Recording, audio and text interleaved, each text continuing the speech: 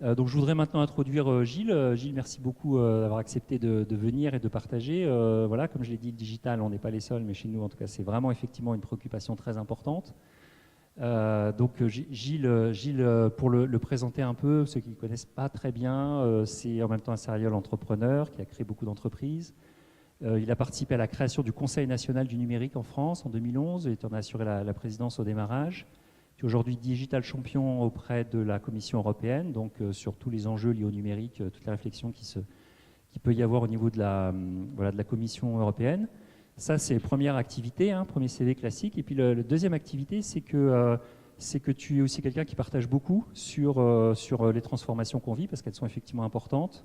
Je sais que tu voyages régulièrement, que tu échanges avec beaucoup de gens de la sphère politique, des execs des GAFA, des centres de recherche à travers le monde. T'intéresses aussi à ce qui se passe en France, mais aussi à l'étranger. Et régulièrement, tu partages un peu tes réflexions sur ces sujets, et notamment sur voilà, cette question qu'on se pose tous, un peu où est-ce qu'on va et comment on peut essayer d'y voir clair là-dedans. Donc voilà, tu publies régulièrement des livres. Le dernier est sorti récemment. Tu publies aussi souvent dans la presse. Et puis voilà, puis tu nous fais le plaisir de venir échanger un peu là-dessus pour une présentation sur finalement la transformation digitale aujourd'hui et l'avènement des plateformes. C'est le titre de ton dernier livre. Donc encore une fois, merci beaucoup d'être là. Et puis voilà, je vous demande de l'accueillir pour cette conférence.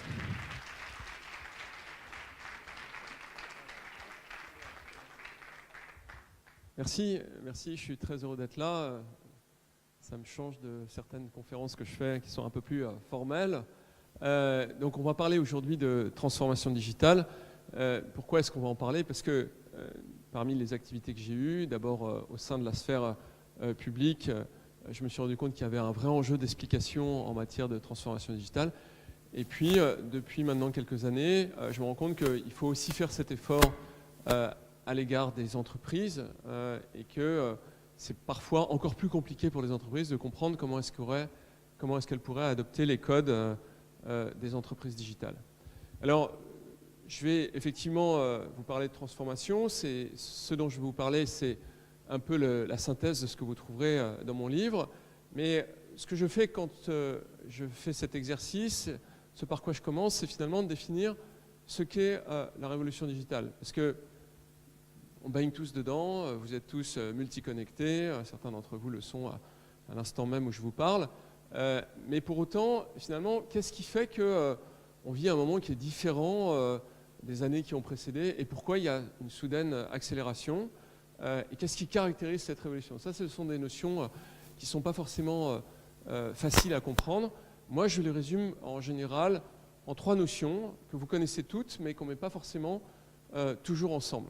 La première d'entre elles, vous la connaissez, c'est ce qu'on appelle un peu vulgairement la loi de Moore. En réalité, on ferait mieux d'appeler ça la prédiction de Moore, parce que Gordon Moore, qui est un des fondateurs de Intel, le fabricant de microprocesseurs, en 1969 a vu de nez, les microprocesseurs vont doubler de puissance tous les 2 ans.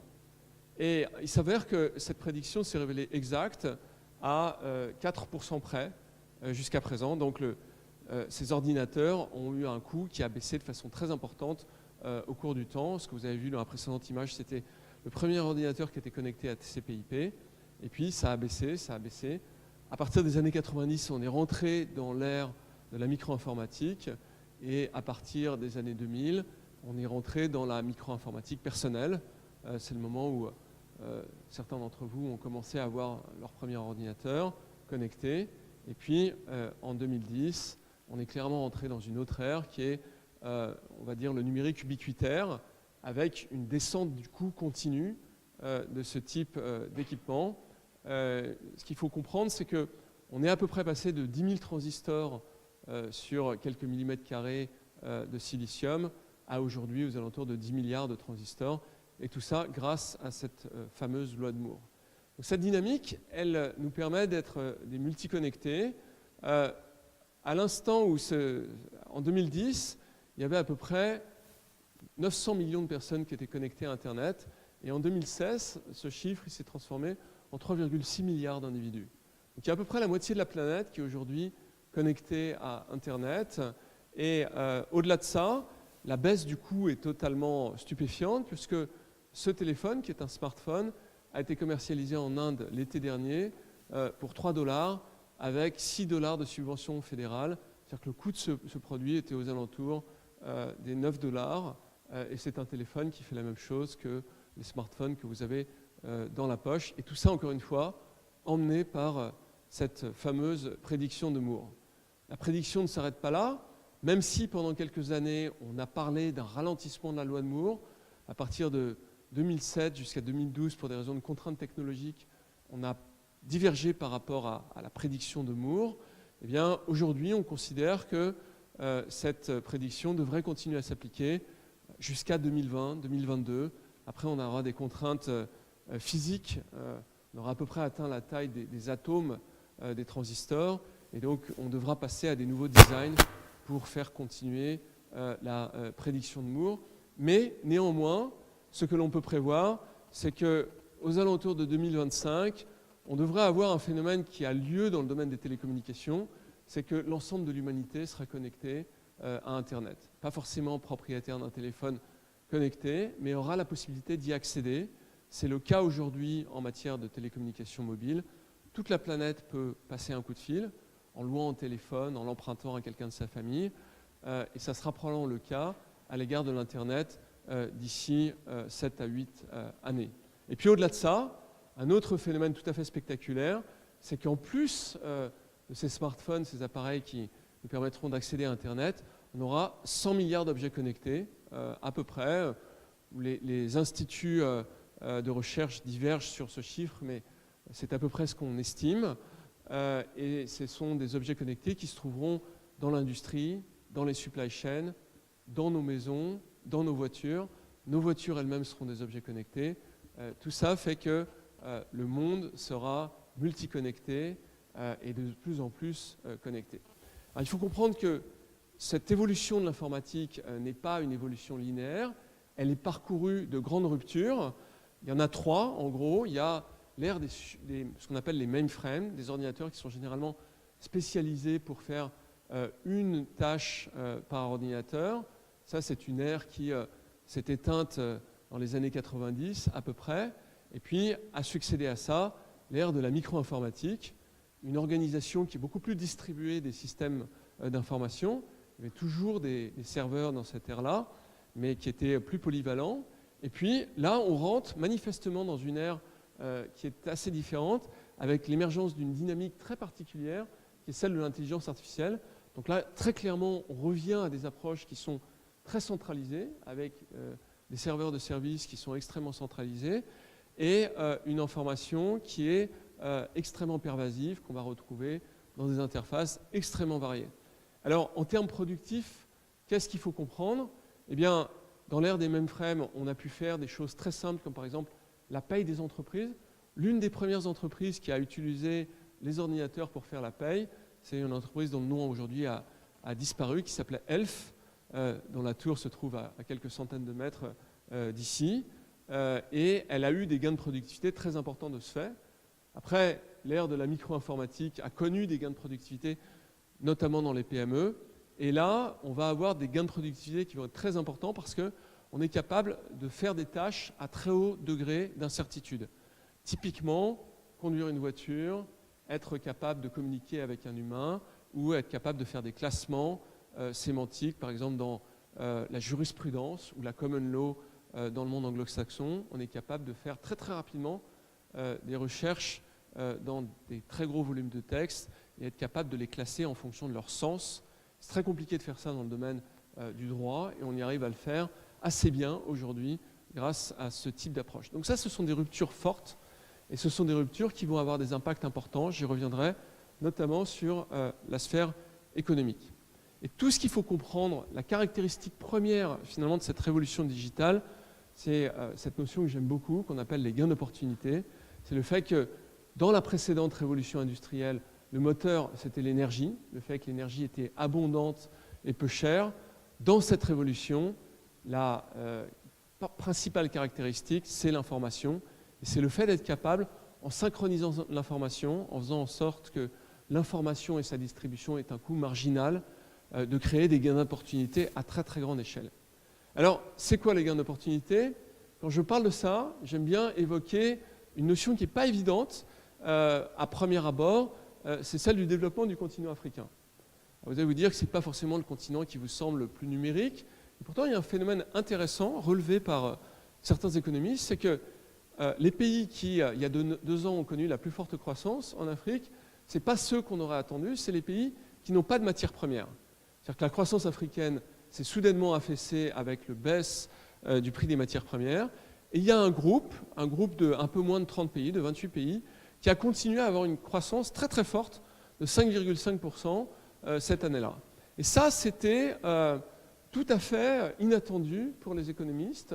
On a commencé à observer ces pays, et au regard de certains travaux qui ont été faits à la London School of Economics, on en a déduit que la dynamique qui portait ces pays, c'était une dynamique nouvelle, emmenée par les télécommunications. Alors, il faut regarder cette notion de mobile GDP, mobile PIB, qu'on évoque maintenant souvent en économie, et qui est extrêmement intéressante. Ça, c'est la croissance du PIB africain entre, grosso modo, 1962 jusqu'en 1997. Ce PIB est en descente, c'est-à-dire que les Africains ont connu une baisse de richesse de l'ordre de 25% sur cet espace de temps de 35 années. Et c'est évidemment très préoccupant et problématique, à tel point que le Time Magazine avait titré en couverture sur le continent maudit au tournant des années 2000. Et puis, un bon proxy de ça, c'est les télécommunications. On voit qu'il n'y a par habitant aucune progression jusqu'en 1997 de l'accès aux télécommunications. Et ce qui va se passer, c'est ceci, une explosion littérale de l'accès grâce à la téléphonie mobile et corrélation ou causalité, chose intéressante, on a eu pour une fois une croissance du PIB en Afrique. Donc là, il y a tout un tas de types de travaux qui ont été faits. Et moi, il y a un exemple que j'aime bien évoquer, qui est celui donné par la Banque mondiale, qui montre qu'en Ouganda, les gens qui sont les plus pauvres, qui sont les fermiers, eh bien, en l'espace de 7 ou 8 ans, ils ont doublé leurs revenus. Ils sont passés de $1 de revenus par jour à peu près $2 de revenus. Et ça n'est pas les grandes politiques structurelles des acteurs de type World Bank ou BAD qui ont fait ça. C'est une chose très simple, c'est le téléphone mobile. En faisant en sorte que les coûts des technologies soient tellement faibles que tout le monde puisse accéder au téléphone mobile, on a eu une incidence intéressante, c'est que les fermiers ont vu leur sort s'améliorer de façon significative. Quand vous doublez vos revenus, quand vous êtes extrêmement pauvre, vous changez votre destin. Et ce qui s'est passé, c'est des choses très simples, c'est qu'ils ont pu accéder à 3 choses. La première, c'est à la météo. Quand vous connaissez la météo, vous êtes capable d'avoir des stratégies agricoles qui changent. Si vous savez qu'il va pleuvoir, vous n'arrosez pas. Si vous savez qu'il va y avoir une tempête, potentiellement, vous faites votre récolte. C'est tout bête, mais ça change tout et ça vous permet d'avoir une prédictibilité de vos revenus qui est beaucoup plus importante de ce fait. Deuxième chose, c'est vous accédez à une information de base qui est le prix auquel vous pouvez vendre votre récolte. Vous vous rendez compte qu'il vaut mieux que vous allez à la ville du nord-est plutôt que du sud-est parce que vous apercevez que les prix sur les marchés sont supérieurs en donnant 3 coups de fil. Et de fait, vous avez moins de distorsion entre l'offre et la demande. Et puis enfin, vous accédez à des techniques agricoles rudimentaires. On vous explique en discutant avec d'autres fermiers, parfois en ayant des systèmes qui reposent sur des SMS, des techniques de base qui vous permettent d'accroître votre productivité. Et avec cette simple notion qu'est le téléphone mobile, on crée des gains d'opportunité pour ces fermiers qui se transforment en revenus tangibles.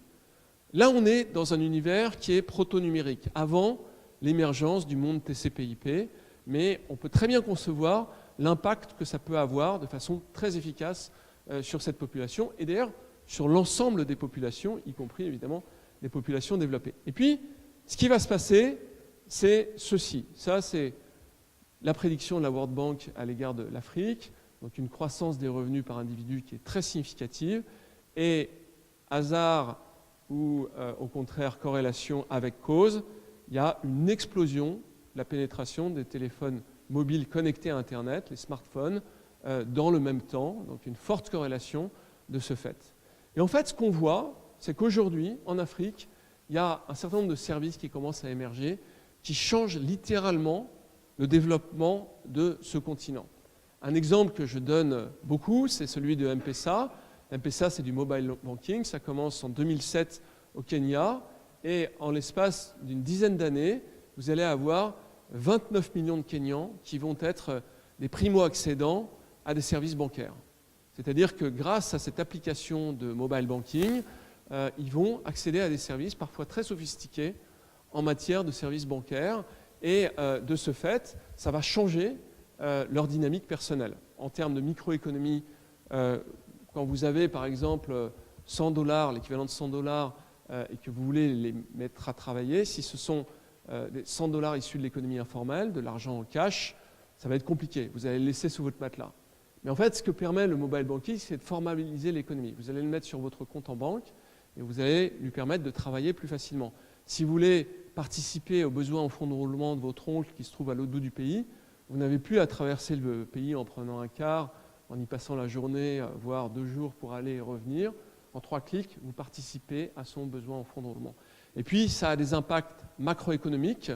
Quand vous avez une banque centrale qui est capable de mieux tracer ses flux financiers, elle est capable d'emprunter à des taux moindres, qu'elle va reverser dans l'économie réelle. Donc, il y a au moins 200 points de base, 2% de taux en moins de ce fait, et une accélération de l'économie réelle.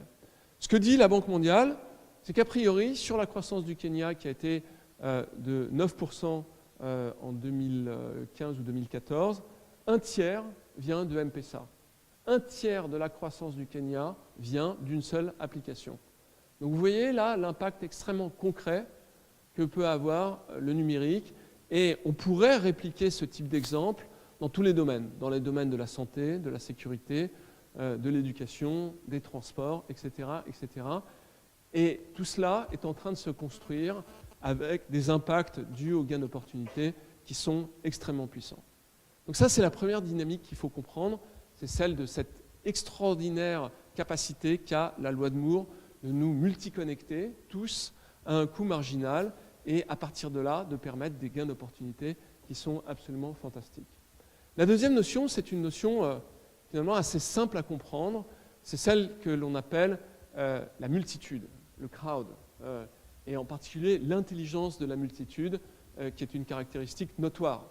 C'est-à-dire que quand vous êtes capables, tous collectivement ici, de créer une encyclopédie qui est la plus grande somme de connaissances jamais rassemblées par l'humanité, Wikipédia, si on imprimait Wikipédia en version anglaise, elle ferait 100 fois la taille de Britannica. Et chose incroyable, dans Wikipédia, contrairement à ce que l'on croit généralement, il y a moins d'erreurs que dans Britannica. Ce sont des travaux scientifiques qui l'ont démontré. Et pour une raison assez simple, c'est que si vous êtes expert dans une discipline, même une discipline très étroite, si vous passez sur la page Wikipédia et que vous voyez qu'il y a des erreurs, vous serez tenté de corriger. C'est ce qui se passe. Non seulement il y a plus d'entrées, par exemple, dans celle de Britannica, vous avez une entrée sur l'apiculture, dans celle de Wikipédia, vous avez une entrée sur l'apiculture urbaine.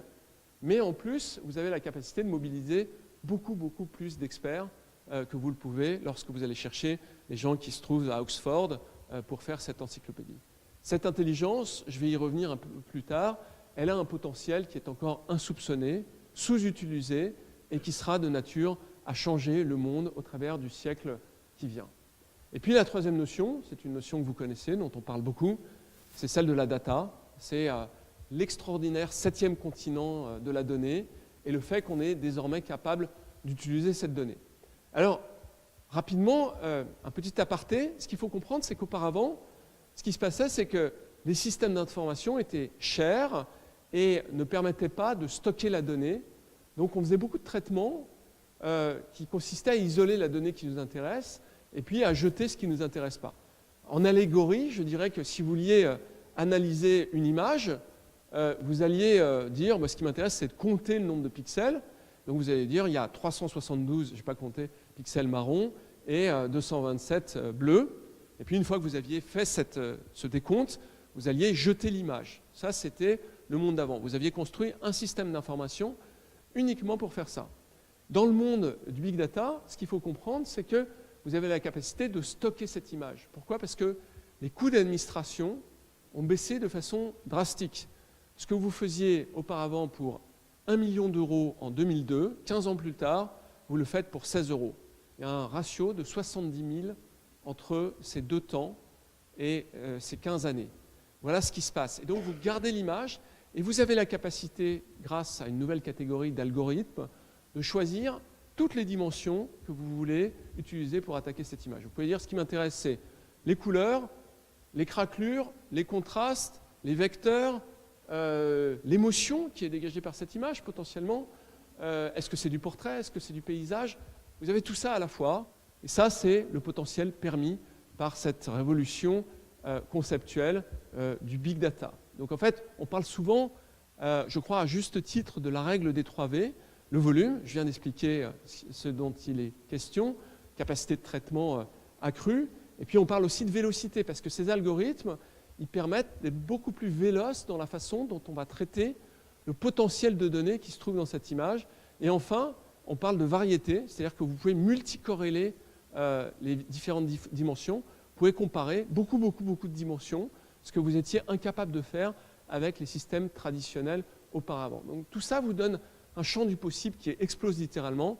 Vous révélez, vous prédisez, et puis maintenant, avec ce qu'on appelle les learning machines, les machine learning, on est capable de réagir de façon automate. C'est une sous-discipline de l'intelligence artificielle, et ça nous ouvre un champ du possible, un champ productif sur le plan économique et social, qui est évidemment extrêmement important à cet égard.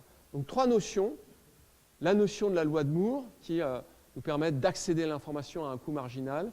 La notion de la multitude, qui peut être mise en œuvre dans tout un tas de dimensions et créer des œuvres quantitatives et collectives de grande qualité.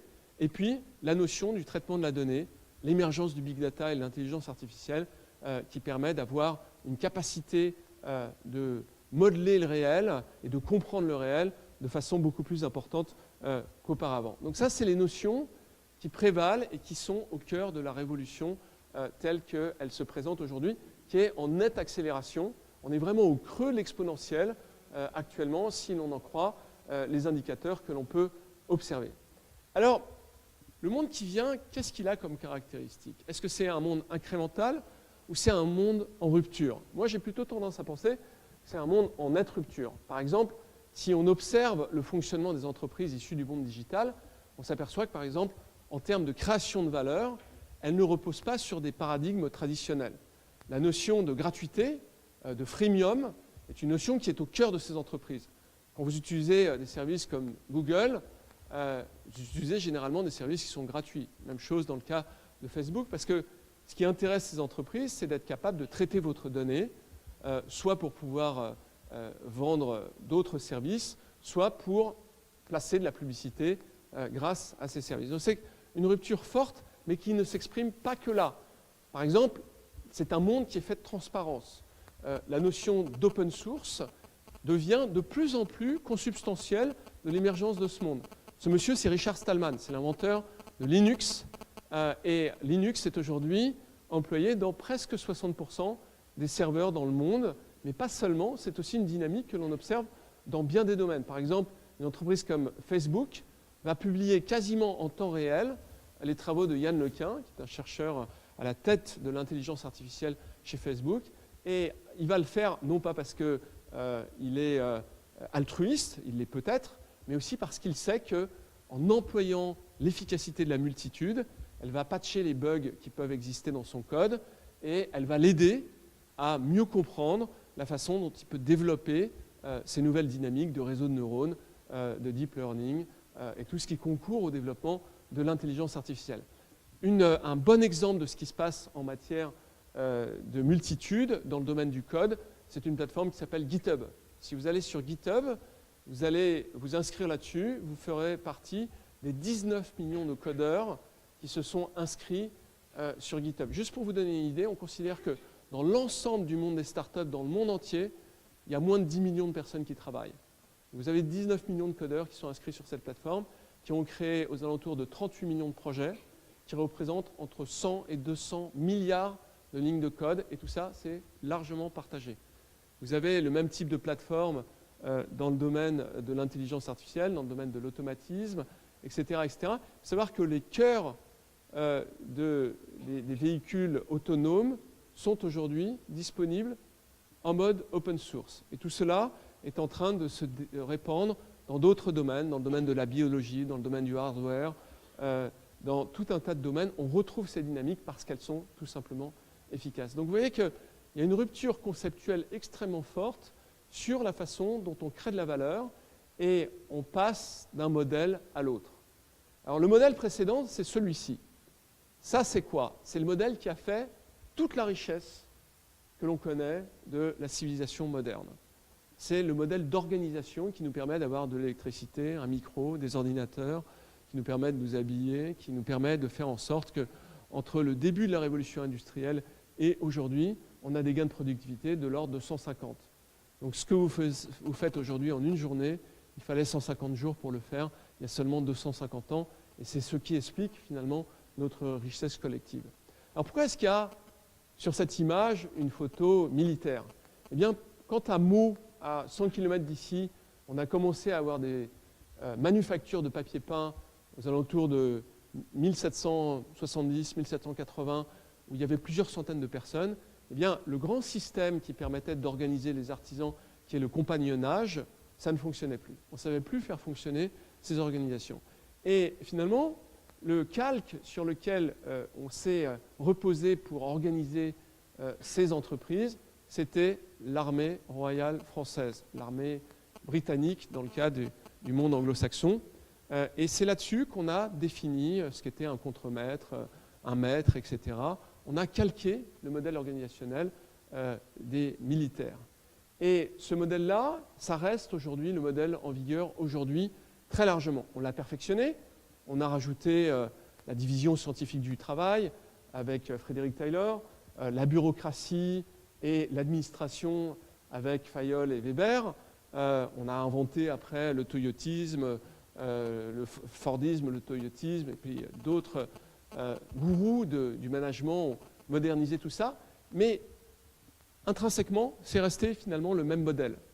Et ce modèle, lorsqu'on est arrivé à la deuxième révolution industrielle et qu'on a eu besoin de monter le capital humain en gamme parce qu'on avait des techniques qui étaient plus sophistiquées, le moteur explosion, le moteur électrique, les télécommunications, la chimie fine, eh bien, on a eu la nécessité de former des milliers, des millions de personnes, leur apprendre à lire, à écrire, à compter, etc.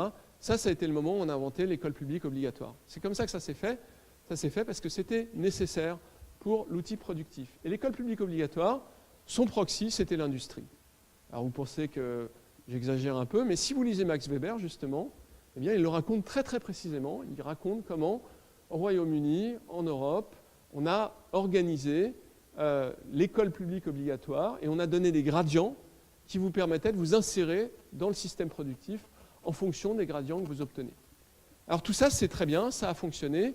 Et la question, c'est de savoir si ça va continuer à fonctionner, parce que ce qu'on observe, c'est quand même quelque chose qui est très rupturiste, y compris dans la façon dont fonctionnent nos fameux milléniums, la génération Z, ceux qui sont nés après 2000. Alors, on parle souvent de révolution anthropologique. Est-ce que c'est fondé de parler d'une révolution anthropologique? La révolution anthropologique, c'est quand même, quand on passe du sapiens sapiens à l'homo sapiens, des choses de ce type-là, eh bien, on peut penser qu'il y a quelque chose de ce type-là qui est en œuvre, puisque au Royaume-Uni, on a fait des travaux scientifiques assez poussés, on a fait des scanners de jeunes adolescents, et on s'est rendu compte qu'ils n'utilisaient pas leur cerveau comme vous et moi. Ils utilisent moins la mémoire. Alors vous êtes tous en train de vous dire ah, c'est marrant, je l'avais remarqué, etc. Pour ceux qui ont des adolescents. Et ils ont en revanche une capacité, ce qu'on appelle la location memory, la mémoire de localisation, qui est beaucoup plus supérieure à ce que nous avons. Alors, un exemple assez clair, pour ceux qui sont plus de ma génération que ceux qui sont des milléniums, vous allez sur ce jeu-là et vous essayez de scorer, vous essayez de vous en sortir. Normalement, vous allez vous prendre une bonne raclée. Parce que pour pouvoir réussir sur ce jeu, il faut avoir beaucoup de location memory, et puis aussi, il faut avoir des capacités de fédération de gens que vous ne rencontrerez jamais dans la vraie vie, pour pouvoir faire une ligue et pour pouvoir aller coller une raclée à ceux d'en face. Et ça, c'est plus que les incréments normaux, c'est finalement le révélateur qu'il y a quelque chose de très différent qui est en train de s'inscrire. Pourquoi je vous parle de ça? Parce que finalement, ces notions, elles aboutissent à changer complètement le système éducatif si on voulait mettre en œuvre une nouvelle forme de société. Alors là, c'est Madame Montessori qui, il y a un siècle déjà, disait on aurait plutôt intérêt à faire en sorte que nos enfants soient plus imaginatifs, sachent mieux collaborer et ont une capacité d'imagination disruptive plus importante pour être finalement mieux armés à faire fonctionner le monde qui vient. C'est particulièrement vrai dans le monde que l'on rencontre aujourd'hui. Et ce qui est tout à fait intéressant, c'est que si vous prenez les 50 plus grandes startups américaines, en l'occurrence les 47 unicornes de 2014, vous allez vous rendre compte que 50% des fondateurs de ces entreprises sont soit des gens qui ont été dans le système éducatif alternatif, soit des gens qui sont des drop-out, qui ont quitté le système scolaire. Alors ça me fait un peu bizarre de dire ça au sein d'une école d'enseignement supérieur, mais bon, voilà, je ne suis pas encore fait jeter de tomates par le corps enseignant, mais voilà. Et cette caractéristique, elle est donc importante parce qu'elle permet de créer ceci. Ça, c'est, pour ceux qui ont suivi tout à l'heure, les GAFA. Je n'ai pas mis le M de Microsoft. D'ailleurs, ça ne m'arrangeait pas parce que Bill Gates a plutôt un... Quoique c'est un drop-out, Bill Gates. Il a quitté avant la fin de ses études, donc ça aurait fonctionné également. Donc, ils ont créé en un temps extrêmement court, 23 ans, un empire qui représente 2100, à l'époque où j'ai compté, donc il y a quelques semaines, milliards de dollars, soit plus que l'Espagne et le Portugal en termes de PIB réunis. Pour vous donner une idée, le PIB de la France, c'est 2500 milliards de dollars. Vous voyez que c'est juste incroyable ce qu'ils ont réussi à faire. Et ils l'ont fait avec une pensée extrêmement rupturiste, où ils n'ont pas suivi les modèles de fonctionnement et notamment d'organisation de leurs aînés. Ils ont mis en place des principes qui sont extrêmement différents. C'est encore plus vrai des NATU, c'est des entreprises qui sont plus jeunes. Lorsque vous visitez les NATU, vous observez une différence très très notable en matière de modèle de management, de modèle d'organisation technologique par rapport aux GAFA. Et c'est encore plus vrai des Batix, qui sont des entreprises qui sont encore plus jeunes, encore plus grosses. Et donc, contrairement à ce qu'on pourrait penser, elles n'ont rien à envier au modèle de management américain. Je considère d'ailleurs aujourd'hui que le modèle de management le plus moderne qui puisse exister sur Terre se trouve surtout en Chine, beaucoup plus qu'aux États-Unis. J'y reviendrai un petit peu plus tard. Donc voilà ce qui est en train de se passer aujourd'hui. Voilà la révolution qui est en train de se passer. Et ce qui est important de comprendre, c'est quelles sont les dynamiques qui sont derrière cette révolution. Alors moi, j'aime bien parler, comme mot synthèse, de notion de plateforme.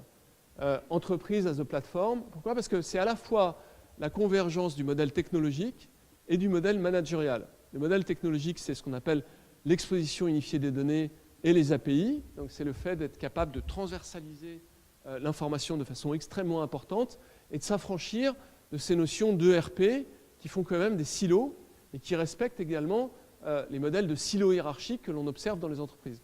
Donc une entreprise traditionnelle, c'est la direction du marketing, la direction de la production, toutes les directions que vous pouvez imaginer, et une verticale assez forte. Ici, on est à la Défense. Vous avez les plus grandes entreprises françaises qui sont toutes représentées, qui ont leur siège. Vous imaginez bien que le CEO se trouve en haut de la tour, que la hiérarchie se divise finement en fonction des étages. Et c'est le contraire de ce que l'on voit assez souvent dans les entreprises de type GAFA, qui sont des entreprises plateformes, où, comme chez Mark Zuckerberg, vous avez 3000 personnes dans un open space. Je ne fais pas du tout l'apologie de l'open space, c'est une représentation plus symbolique qu'autre chose, mais ce dont je fais l'apologie, en revanche, c'est la notion d'entreprise en mode projet, telle qu'on les voit dans ces entreprises, avec des fonctions support qui sont totalement digitalisées. C'est-à-dire que l'instant messaging, le project sharing, le code sharing, les systèmes d'une façon générale qui permettent de transversaliser l'information, les API, toutes ces notions-là, les analytics, permettent de créer des niveaux de transparence très très élevés dans ces entreprises et finalement permettent d'avoir une autonomisation en mode de cellules, des cellules de projet qui vont permettre d'accroître la productivité de ces entreprises d'une façon absolument incroyable. C'est-à-dire que ce n'est pas 5, 10, 20%. Les travaux qui sont menés par les économistes montrent que c'est plutôt des facteurs 3, 5, 7 par rapport à des entreprises traditionnelles. Vous passez d'un mode command and control, où clairement vous avez de la hiérarchie, du reporting qui remonte, à des modes plus team of team ou control of team, de ce fait, où la plateforme est devenue l'élément de synchronisation principal dans ces entreprises. Et encore une fois, c'est extrêmement productif. Alors, ce qui se passe là-dedans, c'est qu'on est clairement dans des modèles qui répliquent ce qu'on appelle l'agile, le Scrum, le DevOps, ce type de dynamique. Et ça permet d'introduire beaucoup plus d'innovation de rupture par rapport à des modèles d'innovation incrémentale qui sont le propre des entreprises qui ont anéanti la prise de risque telle qu'on le voit assez souvent. On parle de build to fail ou de minimum viable product et je crois que ça se résume assez bien par la phrase du fondateur de LinkedIn qui est « si vous êtes fier de votre produit lorsque vous l'avez lancé, c'est que vous l'avez lancé trop tard ». Je répète, si vous êtes fier de votre produit lorsque vous l'avez lancé, c'est que vous l'avez lancé trop tard. Pourquoi est-ce qu'il a dit ça? Il a dit ça pour une raison très simple, c'est que ce que permettent ces outils, c'est d'interagir avec le produit au travers de la data et avec le consommateur du produit, s'il y en a, au travers de la data, et au travers de cette data, d'avoir finalement une capacité d'incrémentation, de compréhension de ce qui se passe, qui est extrêmement importante. Alors souvent, quand on parle de ces modèles, on dit « ouais, mais ça ne s'applique pas partout, dans le domaine de la banque, c'est trop dangereux, on ne peut pas faire des prototypes, etc., etc. » Je vous donne un exemple où ce type de modèle a été appliqué, qui est l'exemple le plus exigeant en matière de qualité. C'est celui de la construction de réacteurs. Il y a une entreprise que j'admire beaucoup, qui est General Electric, qui a construit ce réacteur en partenariat avec Safran, avec une entreprise française. Et pour la partie GE, ils ont mis 17 000 personnes en mode agile. Ça n'a jamais été fait dans l'histoire de l'ingénierie jusqu'à présent. Et ce faisant, ils ont essayé d'introduire des dynamiques d'innovation de rupture dans ce réacteur. Pendant 6 ans, ils ont été sous-performants. C'est-à-dire qu'ils mettaient les prototypes sur le banc de test, ça explosait. C'est ce qui se passait. Et Jeff Immelt, que j'ai eu la chance de pouvoir interviewer 3 fois pour essayer de mieux comprendre ces dynamiques, il disait à la fin, ça a commencé à chauffer parce qu'on se disait, on est en train de planter ce projet. Et de sous-performants, ils sont passés à performants. Et de performants, ils sont passés à surperformants. Parce que finalement, en autonomisant les équipes, on a été capable d'introduire plus d'innovation de rupture, donc plus de risques, donc plus de failles. Et comme elles avaient une vision beaucoup plus transparente de ce que faisait l'ensemble des autres équipes, elles savaient qu'elles seraient capables de se resynchroniser à un moment. Et donc, il y a eu évidemment des problèmes, mais ce réacteur a été livré avec 1 an et demi d'avance, avec des performances fonctionnelles qui sont très supérieures à ce qui était demandé par les 2 grands constructeurs aéronautiques auparavant. Et leur concurrent qui a utilisé un modèle traditionnel, Pratt & Whitney, s'est planté et n'a toujours pas livré son réacteur aujourd'hui. Donc voilà, finalement, assez concrètement, ce que permet aujourd'hui la révolution digitale, et c'est applicable dans tous les domaines. Alors évidemment, il y a d'autres fonctions qui sont bouleversées.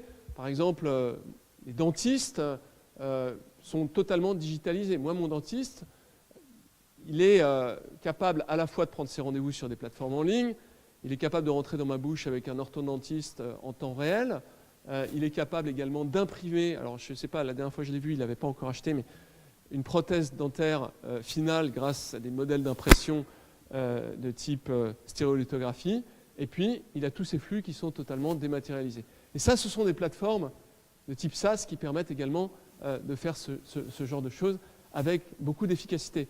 D'autres fonctions dans les entreprises, comme les fonctions marketing par exemple, explosent littéralement parce que grâce à la data, vous êtes capable de segmenter dans le temps, suivant les saisons, suivant les espaces, suivant les démographies, avec une efficacité qui est incomparable à ce qu'on pouvait faire auparavant. Donc la data, c'est vraiment le pétrole du 21e siècle, c'est ce qui permet l'interaction avec le end consumer. Et on voit bien que cette data, c'est une data qui est produite par la multitude, par finalement le produit ou le consommateur, et qui permet d'avoir une approche extrêmement différente, aussi bien en termes de conception que d'exploitation, que de projection dans le temps. Et c'est une rupture qui est radicale par rapport au modèle traditionnel en BU, en unité, qui sont très isolés et finalement extrêmement peu efficaces par rapport à ces propos. 4 notions à avoir à l'esprit en matière de transformation digitale. Je fais tous les ans un baromètre de la transformation digitale appliqué aux entreprises du CAC 40, donc on leur pose 150 questions, on regarde ce qui se passe. Maintenant, je fais la même chose pour les ETI. Je m'alimente pas mal de statistiques européennes au travers d'Eurostat, mais aussi d'autres acteurs. Et on voit finalement se dégager des tendances assez lourdes sur ce qu'est la transformation digitale dans les grandes entreprises. Donc, il y a 4 notions qui sont très fondamentales pour ceux qui veulent réussir leur transformation digitale. La première, et je crois peut-être l'une des plus importantes, c'est qu'il n'y a pas de transformation digitale sans une volonté irrévocable du management. C'est-à-dire que ça n'est pas un incrément. Et je crois qu'on ne le dira jamais assez. Ce qui permet la transformation digitale, c'est le fait d'avoir une vision en rupture avec ce qui préexiste. C'est-à-dire que vous allez toucher au cœur de l'entreprise, qui est sa culture. Vous allez devoir modifier cette culture, ce qui est beaucoup plus difficile que d'introduire de la technologie. Et si vous voulez réussir à faire ça, ce qui est important, c'est d'avoir une organisation cible à moyen terme et de vous dire, finalement, on va passer de 9 niveaux hiérarchiques à 3 ou 4 et on va rentrer en mode projet de telle ou telle manière. Je ne prétends pas qu'il y a un seul modèle. Je pense qu'au contraire, il y a autant de modèles qu'il y a d'entreprises. Mais en revanche, je pense que d'avoir une volonté managériale et un courage managérial extrêmement fort, je parlerai même du courage du board, voire dans les ETI des actionnaires, c'est une notion qui n'est pas négociable pour réussir la transformation digitale.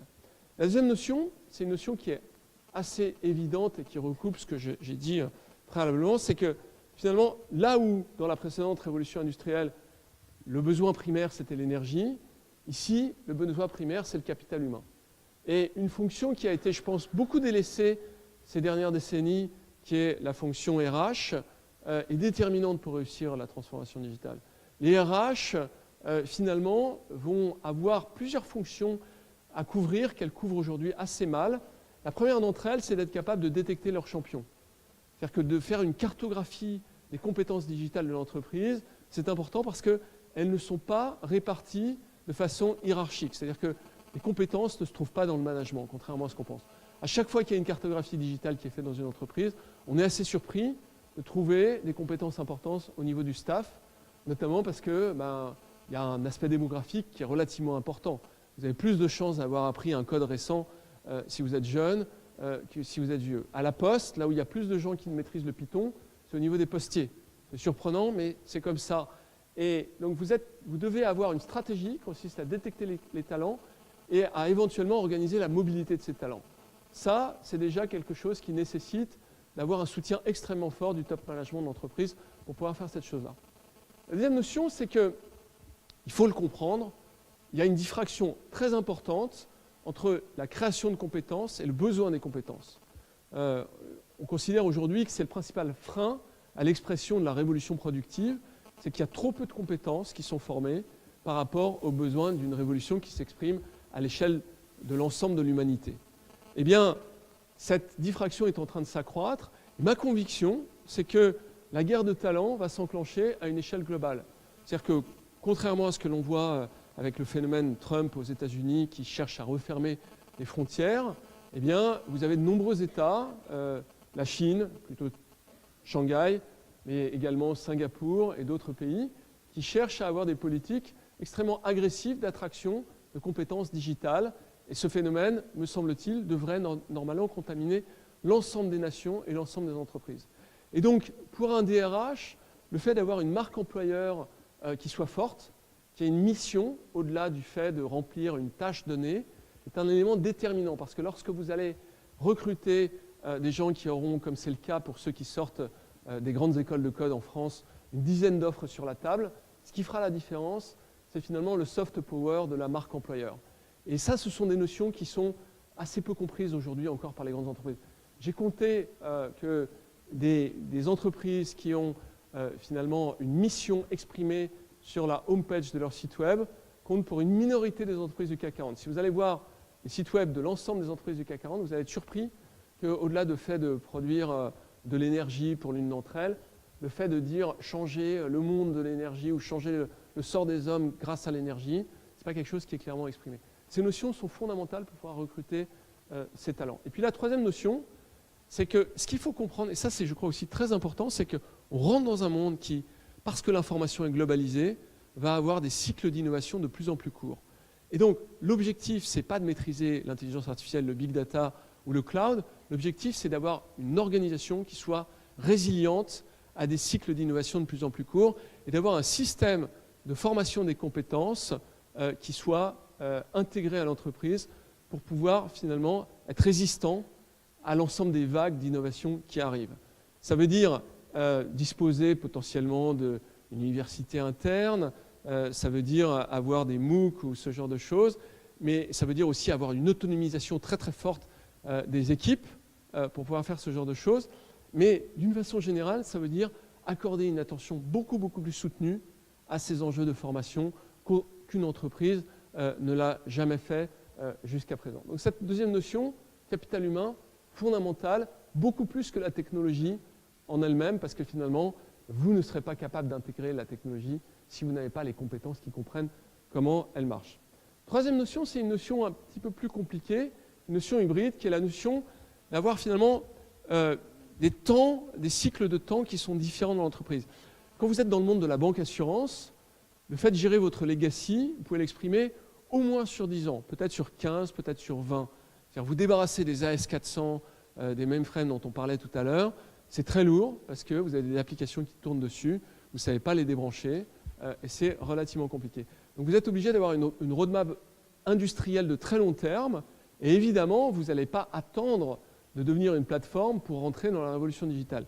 J'observe que les entreprises qui s'en sortent le mieux sont les entreprises qui sont capables d'articuler des temps courts avec des temps longs. Donc d'avoir un master plan et de dire, OK, en attendant d'avoir une plateforme, on va faire ci, on va faire ça. Et c'est l'articulation de ces deux temps qui nécessite beaucoup de travail pour pouvoir poser cette roadmap humaine et industrielle qui souvent permet aux entreprises de changer beaucoup plus vite que les autres. Ça, ce sont des travaux qui ont lieu actuellement dans des universités aux États-Unis qui démontrent en particulier ce genre de choses. Et puis la quatrième notion, qui est finalement... ce que je voulais vous dire, c'est que le fait d'avoir des outils comme par exemple des analytics permet d'étendre l'entreprise, d'avoir des processus omnicanal avant que l'entreprise ne soit nécessairement une plateforme. Donc vous pouvez tourner votre entreprise vers le client, mettre le touchpoint comme une valeur un peu suprême avant même que l'entreprise ne soit devenue une vraie plateforme. Puis la quatrième notion, qui découle un peu de ça, c'est que finalement, une entreprise transformée, c'est une entreprise ouverte, une entreprise qui repose sur une plateforme et des API pour avoir une approche qui est totalement orientée sur les utilisateurs. Je ne parle pas de clients, je parle d'utilisateurs. Dans de nombreux cas, le fait d'être capable de capter de la donnée peut avoir une valeur incroyable sur les services que vous pouvez faire. Si vous êtes, par exemple, une banque, je parle de choses extrêmement simples, le fait d'avoir un simulateur de prêt ouvert à tout le monde et à vos, pas forcément à vos clients, vous permet de capter de la donnée, vous permet de comprendre des tendances fondamentales sur le marché de l'immobilier, le marché conso, etc., etc. Donc la data est beaucoup plus importante aujourd'hui que le fait de pouvoir compter votre nombre de clients. Et les approches qui consistent à dire il faut qu'on ait un ROI rapide et mesurable sont des approches qui mettent en danger les organisations parce que pour le coup, on néglige l'effet des plateformes et l'importance de la donnée dans ce type d'approche. Donc voilà 4 notions qui sont fondamentales à avoir. Ce qu'il faut comprendre, c'est que ce qui se passe, c'est que les organisations qui migrent vers la donnée se mettent assez rapidement à avoir une culture du KPI, de la mesure de la performance, qui devient un peu obsessionnelle. Et la façon dont on neutralise cette notion-là, c'est en mettant des objectifs de très très long terme, des key stratégiques objectifs, qui permettent d'introduire sur je suis désolé pour les anglicismes, les scorecards, des notions qui ne sont pas forcément économiques et qui évitent d'avoir une tyrannie des trimestres, des quarters financiers et qui projettent l'entreprise finalement dans une vision stratégique beaucoup plus importante que le sont souvent les entreprises traditionnelles, une notion qu'on voit assez souvent. In fine, ce qui se passe pour ces entreprises, c'est qu'elles repositionnent complètement leur business model. C'est-à-dire que quand vous commencez à mettre ces dynamiques en place, plutôt que d'avoir des groupes de travail qui essayent de repenser des business models un peu innovants, ça se fait assez naturellement parce que la culture de la data vous pousse à envisager la création de valeur d'une façon complètement différente et vous réorganisez vos écosystèmes en ayant des logiques qui sont beaucoup plus transversales.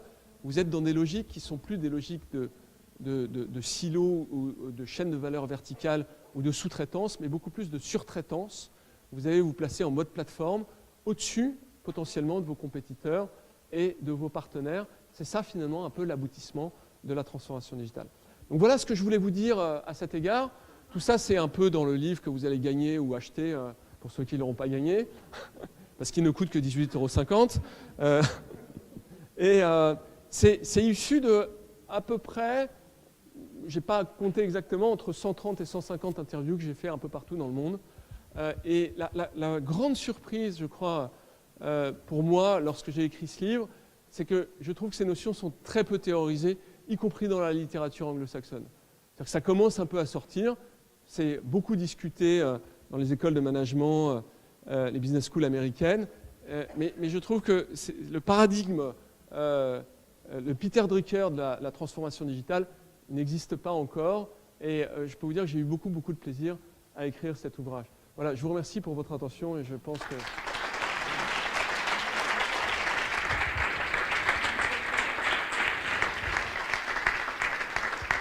On va prendre les premières questions. Allez-y, levez la main. Bonsoir, Farah Dessani. Pour la révolution industrielle, on a adapté les machines à l'humain. Est-ce que vous diriez que pour la révolution digitale, c'est l'humain qui doit s'adapter au digital? Vous n'avez pas une autre question, non? Oui, enfin, c'est déjà un peu le cas. On s'adapte de plus en plus aux machines, je pense, effectivement, mais malgré tout, quand même, le cœur du propos, c'est d'arriver à faire des interfaces homme-machine qui sont les plus transparentes possibles. Moi, je dis souvent que l'objectif de la technologie, c'est de disparaître. C'est-à-dire de faire en sorte que les interfaces soient tellement conviviales qu'on ne les voit plus. Et une technologie qu'on voit, pour moi, c'est une technologie ratée. Donc, je pense que oui, on apprend ce qu'on appelle la littératie digitale, à se servir des ordinateurs, etc., etc. Mais malgré tout, si on veut adresser le plus grand nombre, il va falloir avoir des interfaces qui sont le plus simples possible. Je crois qu'à cet égard, l'intelligence artificielle est très prometteuse parce que le faire en langage naturel, de plus en plus naturel d'ailleurs, c'est sans doute l'interface ultime avant celle qui consiste à se connecter directement sur notre cerveau. Merci.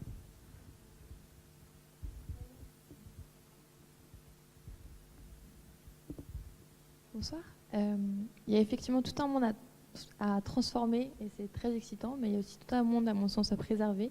Et je me demandais si le digital allait nous aider à accélérer cette transformation écologique ou est-ce qu'on va simplement continuer à créer de la valeur sur des choses qui n'ont pas forcément un sens pour la majeure partie de cette population. Alors écoutez, moi j'y suis personnellement très sensible.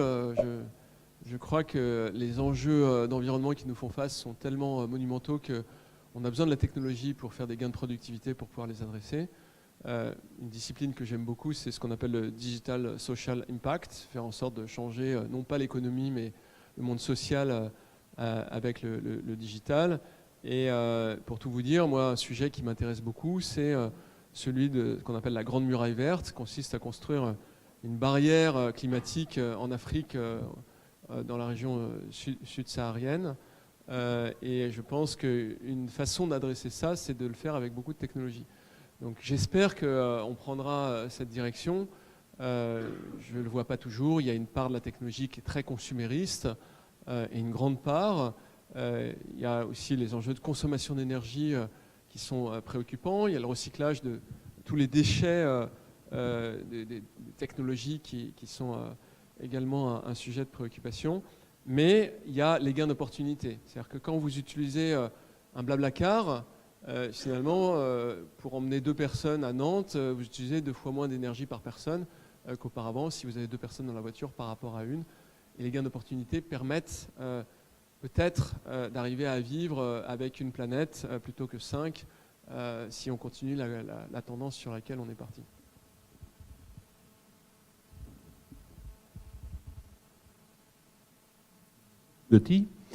Les autres révolutions industrielles ont commencé par détruire des emplois dans une première phase et puis dans une deuxième, d'en créer beaucoup plus. Est-ce que vous pensez que la révolution digitale aura le même chemin ou pas? Alors, les enjeux, cet enjeu est un enjeu qui me passionne. Si ça vous intéresse, je ne veux pas pousser à la consommation après mon livre, mais dans la tribune de cette semaine et la tribune de la semaine prochaine, j'ai fait un dossier de 2 fois 6 pages sur ce sujet, où j'essaye d'expliquer un peu ce qui se passe. En termes de macroéconomie, on a une baisse des gains de productivité, ce qui fait que si vous basez sur les macroéconomistes, le fait de voir l'emploi disparaître demain, c'est hypothétique, parce que pour faire disparaître des emplois, il faut des gains de productivité qu'on ne voit pas du tout pour l'instant dans les statistiques macroéconomiques. Ce qui est vraisemblable, c'est que cette révolution ne distribue pas assez de moyens sociaux vers la formation. Et donc on n'arrive pas à former, à massifier le capital humain, comme le Fordisme l'avait très bien fait lors de la précédente révolution. Et c'est pour ça qu'on ne voit pas les gains de productivité s'exprimer. C'est-à-dire que vous avez des concentrations de capitaux qui sont non productifs, qui sont très importants. De plus en plus, vous avez des tonnes d'argent qui ne servent à rien dans plein d'endroits. Ça, c'est, je crois, incontestable. Vous avez une érosion fiscale due à la virtualisation. Je ne suis pas mélenchoniste, hein, mais je crois qu'on peut, sur ce point, admettre que c'est vrai. Des activités numériques et qui fait que voilà, vous n'arrivez plus à capter l'argent pour l'investir dans l'éducation. Et c'est très problématique. Donc, de 2 choses l'une. Soit on arrive à réduire la complexité des technologies et de les packager de façon à qu'elles soient facilement accessibles et elles vont se répandre. Soit on monte le capital humain de façon massive, en gamme, soit les deux d'ailleurs, ce qui serait probablement le scénario idéal. Et je dirais que dans les 2 cas, on résout le paradigme, c'est-à-dire qu'on va devoir capter la valeur qui aujourd'hui est exfiltrée pour pouvoir payer cette formation. Sinon, on va au-devant de très très gros problèmes, ce qui est d'ailleurs le cas. Il y a une diffraction très forte entre la répartition de la valeur qui va vers le capital et celle qui va vers le travail depuis une vingtaine d'années. Ça a commencé très précisément en 1986. Et 1986, c'est le début du trading numérique des grands marchés, des indices américains et un peu dans le reste du monde. Donc finalement, les plateformes numériques, elles ont commencé à introduire de l'inégalité il y a déjà 30 ans. Voilà. Pas une bonne nouvelle.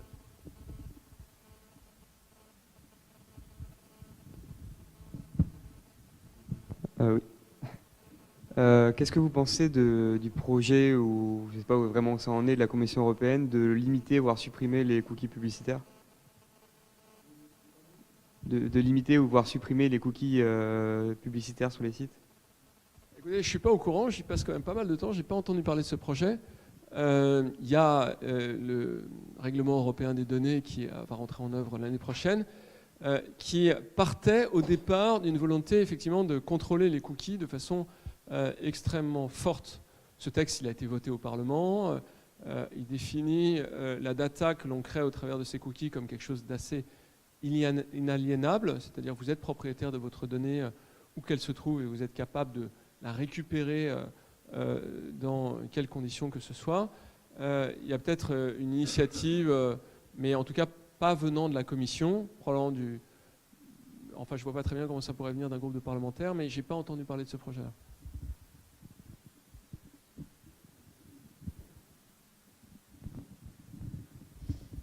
Alors,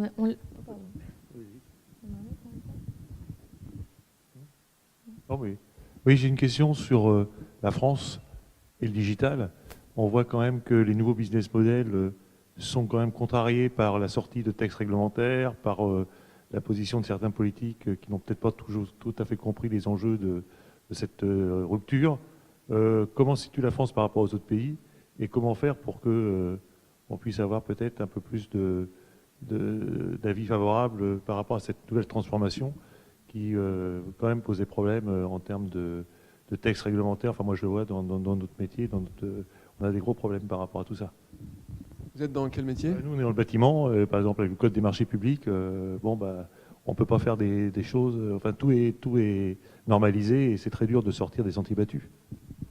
Alors, bon, ça, c'est le sujet sur lequel j'ai passé beaucoup d'énergie et de temps au Conseil national du numérique, puis après dans les fonctions européennes.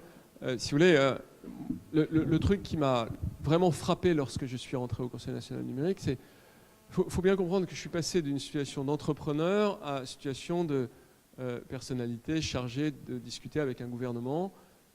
Et quand vous n'avez pas été formé pour ça, c'est un peu traumatisant.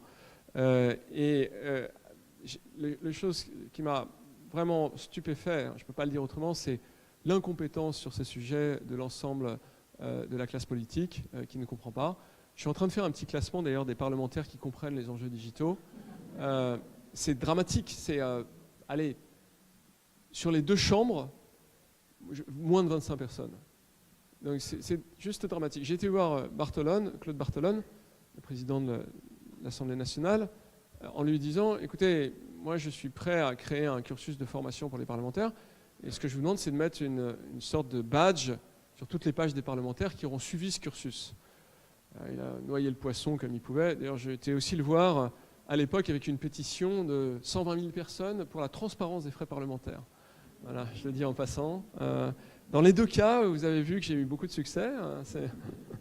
Voilà. Mais on a une classe politique, et je ne veux pas, évidemment, je vais me mettre dans le sens très commun mais le système institutionnel français, verticalisé, qui accorde une place absolument beaucoup trop importante à l'exécutif, fait que cette classe est excessivement endogamique et professionnalisée et mortifère pour ce pays. Donc il faut une réforme constitutionnelle lourde si on veut rentrer dans la révolution digitale. Et je peux vous dire que moi, je passe mon temps à rencontrer des gouvernements dans le monde entier, enfin surtout en Europe, et que je crois malgré tout qu'il y a des pays qui sont très en retard, mais qui ont une incompréhension aussi marquée à l'égard de ces sujets. C'est assez particulier. On est dans le DESI, le Digital Economic and Social Index de la Commission européenne. On est 16e. On est la 5 ou 6e économie mondiale. On est 16e en matière de transformation digitale. Donc ça n'est pas acceptable. Et je crois que c'est une exigence démocratique de demander à ce qu'on ait une meilleure compétence à cet égard. Si vous voulez, moi ce que j'ai découvert lorsque j'ai commencé à agir sur le terrain des affaires publiques, c'est que finalement on a une voix qui porte. Ici, si vous liguez et que vous commencez à faire sortir un sujet, vous serez surpris de voir que ça deviendra un sujet important.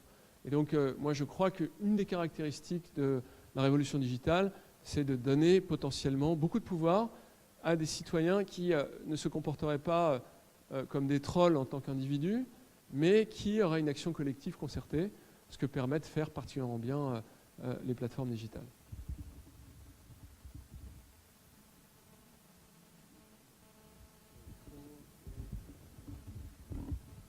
Bonjour. Vous parliez de transparence, justement, ça tombe bien. Je pensais à la blockchain et je voudrais savoir est-ce que vous en pensez, est-ce que c'est vraiment la prochaine révolution? Alors, je me suis beaucoup intéressé à la blockchain. Je pense que c'est une révolution inachevée. Je la compare assez souvent à ARPANET, qui est l'ancêtre du TCP/IP. Il y a 3 faiblesses structurelles aujourd'hui dans Ethereum ou la blockchain, qui sont une incapacité à traiter le temps réel. Dès que vous montez en volume, ça ne marche plus. Structurellement, un design qui pousse à des consommations énergétiques très importantes. C'est très problématique, c'est-à-dire vous répliquez la même opération sur de multiples plateformes et c'est extrêmement limitant. Et puis il y a un enjeu dans les smart contracts, qui sont ce que permettent de faire les blockchains, qui est un enjeu de gouvernance. C'est-à-dire que quand vous faites des unités de produits finis que vous échangez de façon virtuelle comme du Bitcoin, c'est très facile. Si vous voulez faire un Uber en blockchain, vous allez avoir des gens qui vont contester parce que la voiture est arrivée en retard, etc. Il va vous falloir un organe de gouvernance pour pouvoir traiter ça. Ça, c'est les travaux de Primavera Filippi, qui est une chercheuse au MIT, extraordinaire, et qui est également française. Elle travaille beaucoup là-dessus. C'est une amie que j'admire beaucoup. Mais je crois qu'il y a une petite bulle sur la blockchain. C'est très bien pour faire de la compensation interbancaire, fantastique, marche super bien. Mais ça, c'est du gros B2B. Quand vous rentrez sur des choses un peu plus fines, pour le moment, on a des gros problèmes à résoudre.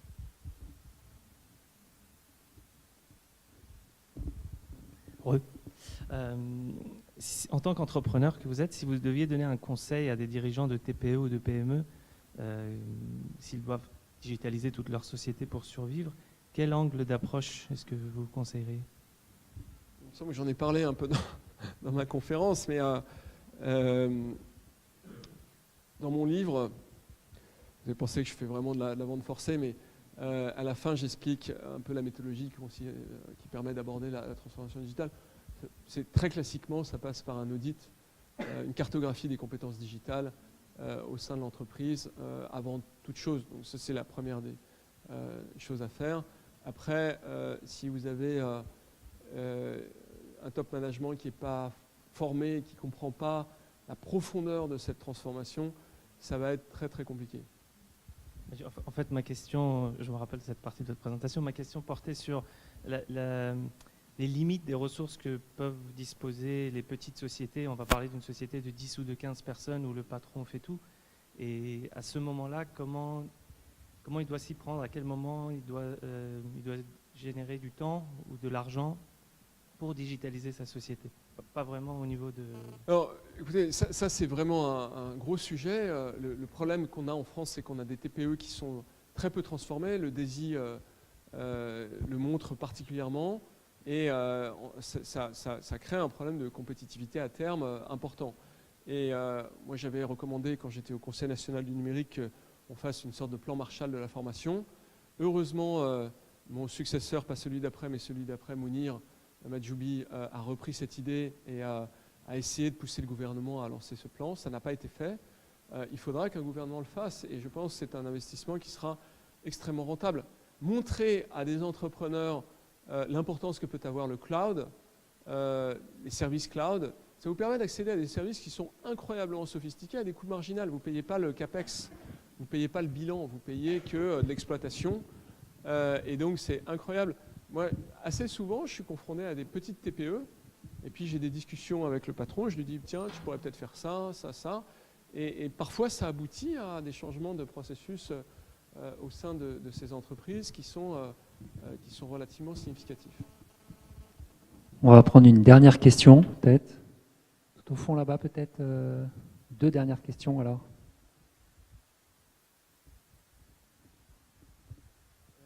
Alors moi, ma question, c'était par rapport au fait que eh bien, stocker des données en ligne, ça pollue énormément. Et donc, en fait, je me demandais, est-ce que il peut y avoir en fait une adéquation entre le fait qu'il y a la vie sur Terre et qu'on utilise tous ces belles nouvelles technologies?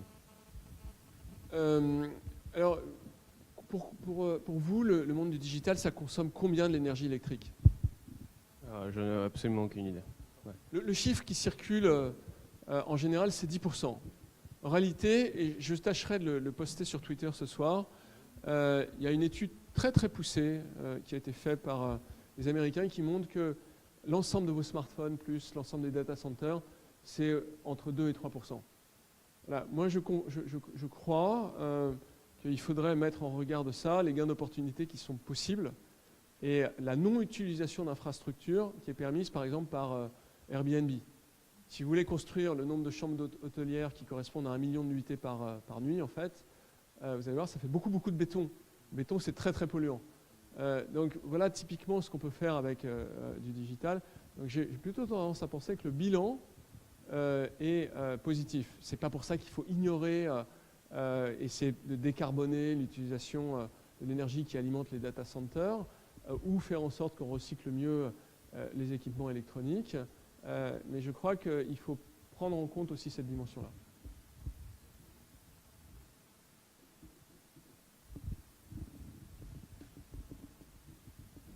Alors, je fais vite. En fait, j'avais juste une question. Nous, on est tous embarqués. On connaît la technologie, on est initiés. Mais par rapport aux freins, pour les gens qui ne vont pas connaître et qui ne vont pas la comprendre, par exemple, l'Italie qui interdit Uber, est-ce qu'il y aurait une possibilité qu'on change notre vision du travail? Non seulement la manière dont on s'organise en travaillant, mais aussi comment est-ce qu'on perçoit le travail en termes de création de valeur pour la société, en diminuant, par exemple, le nombre d'heures, mais pas forcément... Enfin, en gros, qu'on change d'organisation du travail. Et comment est-ce qu'on pourrait lever les freins aux personnes qui ne comprennent pas cette transformation digitale? Écoutez, c'est probable que d'ici 10 ou 20 ans, on ait une évolution très très forte du monde du travail. On ne sait pas encore quelle forme elle prendra, mais elle est pour ainsi dire inéluctable. Et au-delà du nombre d'heures, de la notion d'obligation, de moyens ou du résultat, qui sont évidemment les notion assez forte là-dessus, de la façon dont on cristallisera la valeur. Si vous voulez, il y a des travaux qui montrent que finalement aujourd'hui, strictement affecté à sa mission, un cadre va passer à peu près un tiers de son temps, voire 20% de son temps. Le reste du temps, il sera sur Facebook, etc. C'est très difficile de savoir qu'est-ce qui crée de la productivité ou pas.